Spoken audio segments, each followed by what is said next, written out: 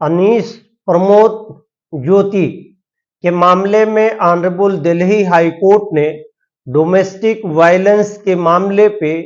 एक अहम वर्डिक्ट देते हुए कहा है कि डोमेस्टिक वायलेंस इसलिए नहीं बनाया गया है कि उसको अननेसेसरी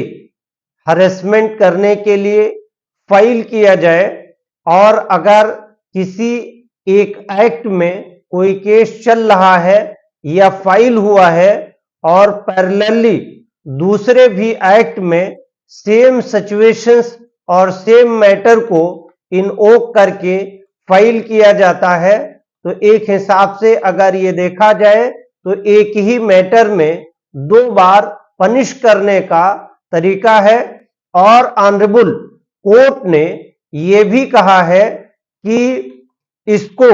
ऐसे टूल के रूप में न देखा जाए और न लिया जाए, इसमें रिसॉल्व और रिफॉर्म करने की भी प्रक्रिया को देखा जाए। नॉर्मली ये होता है कि हैरेसमेंट के लिए इस तरह के केसेस फाइल होते हैं। ऑनरेबल कोर्ट ने कहा कि हैरेसमेंट को रोकने के लिए ट्रायल कोर्ट या जहां पे इसकी फाइलिंग हो रही है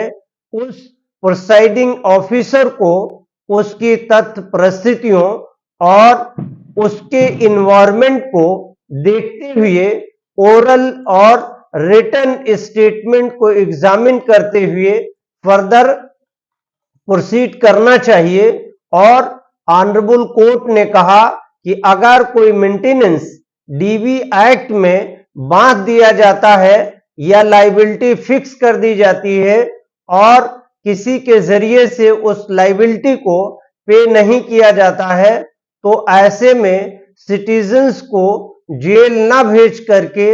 उसको रिफॉर्म और सुलह समझौते से मैटर को हल करना चाहिए। जेल भेजना मेंटेनेंस के मामले में ये एक्ट का पर्पस फोरफिट करेगा और एक दूसरे के बीच में दूरियां बढ़ेंगी। दूरियों को कम करने के लिए ट्रायल कोर्ट को मेंटेनेंस के मामले में जेल भेजने से परहेज करना चाहिए और कोशिश ये करना चाहिए कि थ्रू मीडिएशन प्रॉपर कम्युनिकेशन हो और मैटर रिफॉर्म या रिकंसीडर हो करके रिसॉल्व हो।